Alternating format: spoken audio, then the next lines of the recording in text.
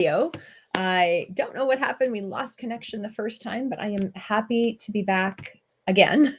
Once again, I am Larissa McCook, and welcome to this Lunch and Learn, where I'm exploring topics to help you elevate your mindset, be at your best, and radically expand your life, your business, your health, your finances, your relationships, and essentially life of your dreams. So today I am talking about grief and how to move beyond it, cultivate it with purpose and direction. So if you've ever found yourself feeling really heavy and weighed down, or perhaps even drained by grief, maybe you've got these haunting voices that you want to just quiet down and actually see a brighter future for yourself, where it's possible to live life to its fullest, even though things have not been present for you in your life in the past. This is for you. So, new feed. Got a couple of people messaging me asking for where I am. New feed. Okay, so I hope you guys find me. Here. I'm so sorry for the mix-up, for the technical difficulties. Now, I know some of you know me, some of you don't. I'm Larissa McCook. I'm an author and speaker, and my book is Stop Procrastinating Your Life Away. Discover the secrets to more time, money, and freedom. And I work with professional women whose external world tells their results, their life shows people that they're successful, but on the inside, they know they're destined for more. And I help them stop holding themselves back and truly go after their dreams, radically expand their life, radically expand their income, so they can love themselves in all aspects. So I'd love to know where you are coming in from. If you're tuning in by replay, type in replay in the chat. So let me find that chat as well. There we go. I've got my chat button. Okay, so just type in replay in the chat if you are tuning in by replay, so my team and I can absolutely welcome you. So thank you guys for being here, however you are plugged in. Now, I remember I've had a few moments of grief. I haven't had a lot of grief in my life, but the grief that I have had has been pretty intense. And my first true experience with grief was when my grandmother passed away. And I hadn't had a lot of experience with death close to me, but my grandmother, she had always been there. We were so incredibly close, and she was like a second mother to me, right? Loved my mother. She took care of me. My grandma was always there right alongside her. And when she was gone, I remember I just felt so empty and so lost. Like, it was almost as though she was a guiding light, and if she was around, everything were fine. And it was just absolutely devastating. And I remember that devastation. I didn't know what to do with it at the time. I didn't have tools or resources.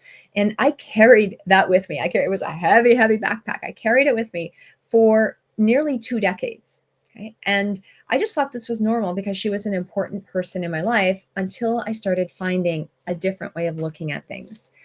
Now, I was also at a conference this past fall where I met some really beautiful women, some high-achieving business owners, and we were sitting in a cafe, and a few of the women had actually been suffering from grief.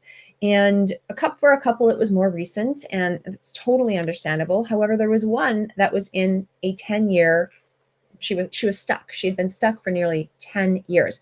And she tried a few different things to move forward, and she couldn't. Like, there was nothing that was actually helping her.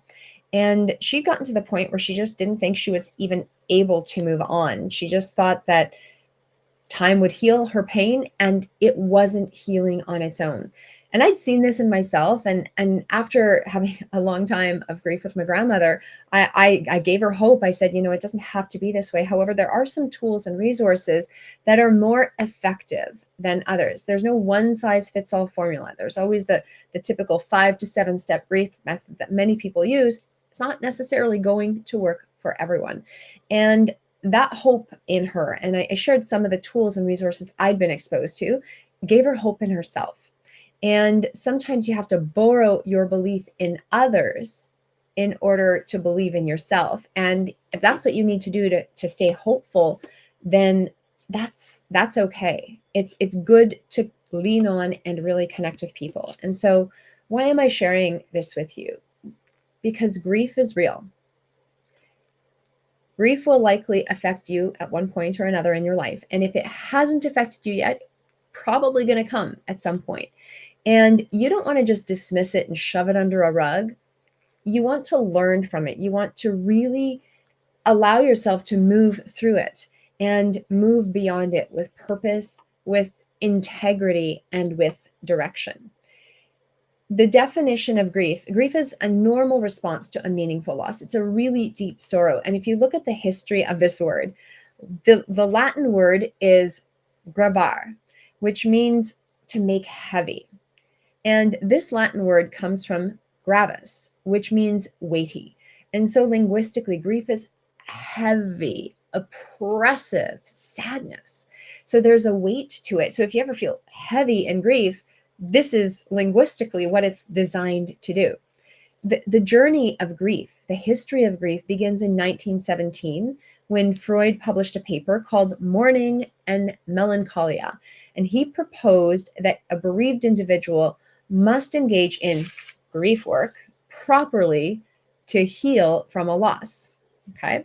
And he was very respected in the academic world, right? So what you need to know is when you increase your understanding, you can start putting the steps together to move forward. So your understanding is here, you're going to get these results. As you elevate your understanding, your results and your experience of life will start to change. So grief itself is not an emotion. It's a process, and it's actually a combination of many emotions. Typically, when you are in the state of grief, you may feel feelings of sadness, of guilt, of anger, of despair. So these are very common reactions and responses to grief. The thing is, grief is a real thing. It's a normal and natural human response. And if you think about it, you're grieving someone or something because it was good. You're not going to grieve something or a situation that was not good for you, that you had no positive recollection or emotional attachment to. And so often when we move through the 5 stages of grief, at first, the first stage is shock.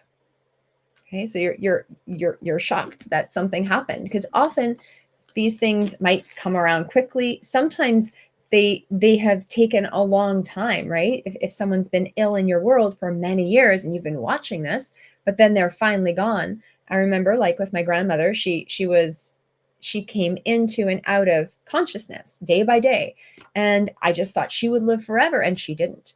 And so even though I knew she was really ill, it was still a shock to the system. The second stage is denial. You just deny that anything is going on.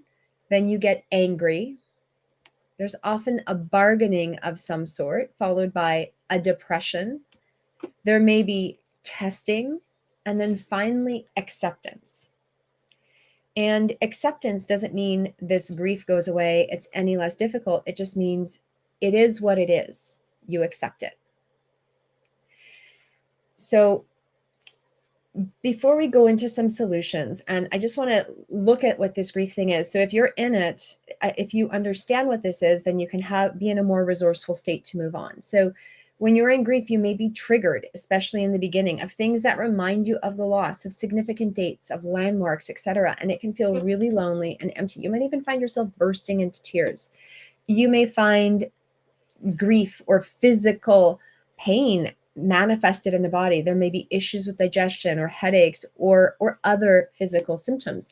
For a lot of people, that first year tends to be difficult. However, they move through it because it's quite expected. In a lot of cultures, in our culture, one of the things that happens if a loved one dies, you don't dance, you don't go to parties, you stay home and you just stay quiet.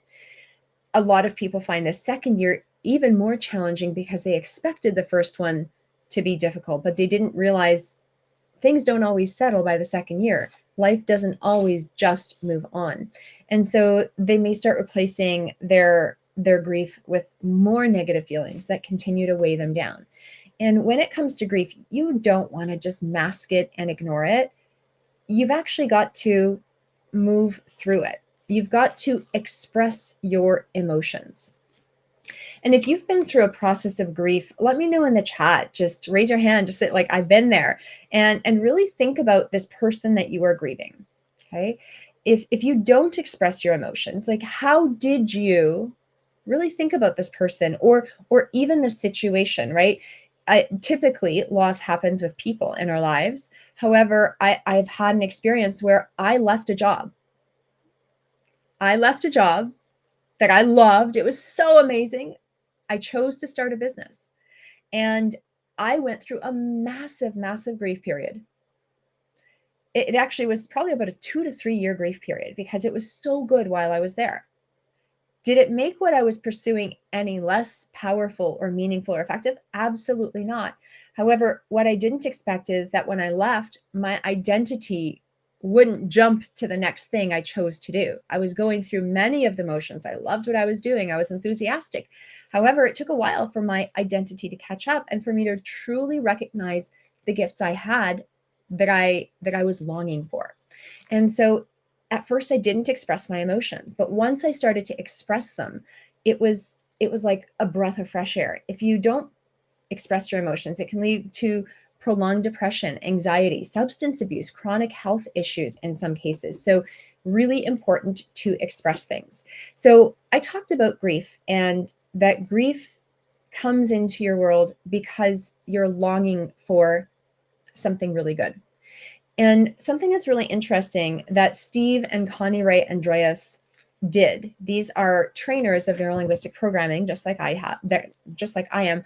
They have a practice, and they really focused a lot in this arena. They worked with a lot of clients in the grief space. They looked at patterns of how people expressed their grief, and they looked at how they expressed it in healthy and resourceful ways, and also unresourceful ways where you get stuck. And one of the things they started helping people do is expressing their grief in more resourceful ways. And so what this allows you to do is not stay stuck in your grief, not stay stuck for decades and decades, like some of us have. And it allows you to move on. And it can even shorten the grief cycle. It can make it a more empowering experience. It doesn't always make it less difficult. However, let's look at, if you're processing grief in a non-resourceful way, what you're typically doing is maybe you're recalling the ending of the relationship with the things, the activities, the dreams, the past stories that you had over and over again. And you long for those things that are gone. Perhaps you dissociate or separate yourself from the experience of loss and maybe even try to ignore it. Sometimes the traumatic experiences and events can come up when you just try to repress things. However, on the flip side, when you are expressing something in a healthy and resourceful way, you are allowing yourself to talk about this person, this experience, these moments with genuine love and appreciation. If you think about a grandfather that passed, you're not thinking about the moment he passed. You're thinking about the beautiful experiences that you did have. You're honoring those experiences. You might be smiling. You might be in the moment. And remembering that warm richness, allowing yourself to feel the good feelings and let them linger. You allow yourself to go there in a positive and constructive way. And so it's critical to know that everything happens for a reason. God put you on this earth for a reason. Even loss is part of the life cycle. Everything you also believe is true. There's no right way, there's no wrong way for the grief cycle or for anything in your life, but you must find your way. And if in the past you have felt it might take years or decades to overcome loss, you know what's going to happen. That's going to be your truth. However, if you choose to decide, if you choose to start looking at things and realize, the loss of this person is it is really sad. I truly do miss them. However, look at these beautiful moments and opportunities I have that I can cherish. Look at these learnings. Look at these lessons. For me, for my work, when I really started to harness the true gifts I was able to receive, and I allowed myself to embody them wholeheartedly instead of saying, oh my gosh, look at what's missing and I don't have anymore. I got to a state of acceptance. So change is absolutely possible. You can move beyond this, and it doesn't mean things are over. And how do you give yourself that space to make the change? Well, first and foremost, you've got to decide that you're going to honor the person or circumstance and learn from and harness the good from it. Reverend Michael Beckwith says, when anything bad happens, it is what it is, accept it. Harvest the good. You may have things that you need to forgive within yourself or forgive others for as well. So create the possibility that you can move on from this. Start looking for the opportunities to move on from this. Give yourself the time to heal. And as you're healing, start making those wish lists. Start looking at the possibilities. And at first, it may not be time. You may need more time. Okay. Keep dipping your toes in and coming out. Keep dipping your toes in and coming out. Give yourself the time, but keep creating the possibility. Look at what you actually do desire. Be patient with yourself. Realize this isn't always going to be a 5-minute process. In fact, it's probably not going to be a 5-minute process. This can take time. However, when you give yourself the space and you are patient, you may start doing things differently. You might go somewhere alone. You might pick up a new hobby. You might talk about things and talk about the beautiful and positive moments with others. When you start connecting to someone or something higher than yourself, a bigger purpose, a lot of people tend to turn to God or to spirit, something bigger than them, when times of loss come up. And this is because as soon as you do choose to plug in to God, plug into a spiritual practice, that is going to help you be a part of something that is not finite. The world is infinite. You are full of infinite potential and you have infinite possibilities. Your physical 3D body is not going to be here forever. However, when you plug into the man upstairs and you allow him to channel to you and through you, you aren't in it alone, no matter how lonely you may feel in the situation. So realize that when you give yourself the space, when you keep moving forward, when you keep trying new things physically, and when you do plug into someone or something bigger, God, spirit, the divine, whoever or whatever you choose to call it, there's always going to be someone there for you. So give yourself the permission to be a gracious receiver, whether it's from other people in your life, whether it's from God, whether it's from having the space just to be. And things will start to move forward. You will start to see a new light. You will start to be able to find that purpose and direction, because if you keep looking for it, you will absolutely find it. Bit by bit, day by day. And one day the seas are going to part and things are going to open up for you.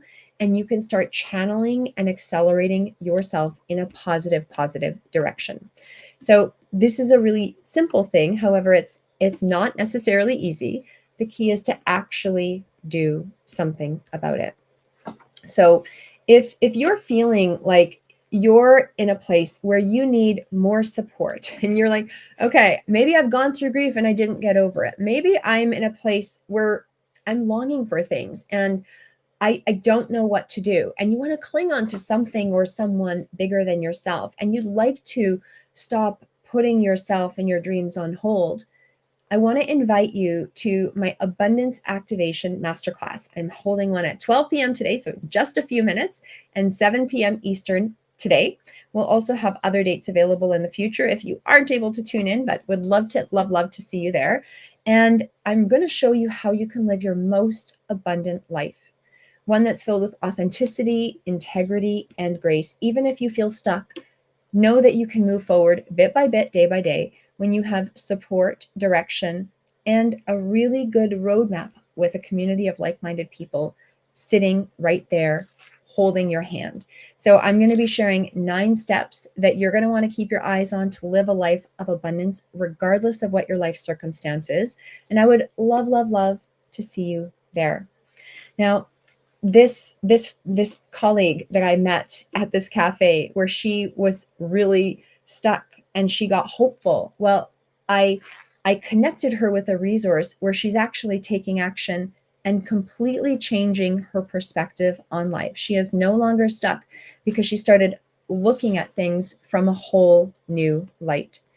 And that devastation I felt when my grandmother passed, once I started adopting new tools and resources and shifting my mindset, looking at the beauty and the gifts that I had with her, I was able to move on to complete hope and possibilities. And that's what I'd love to invite you to do as well. So join me for the Abundance Activation Masterclass. There is a link in the chat. There's also a link in any of the bios on my platforms. Would love to see you there. I'm heading on over to the Zoom room and I will be there in just a few minutes. Bye for now.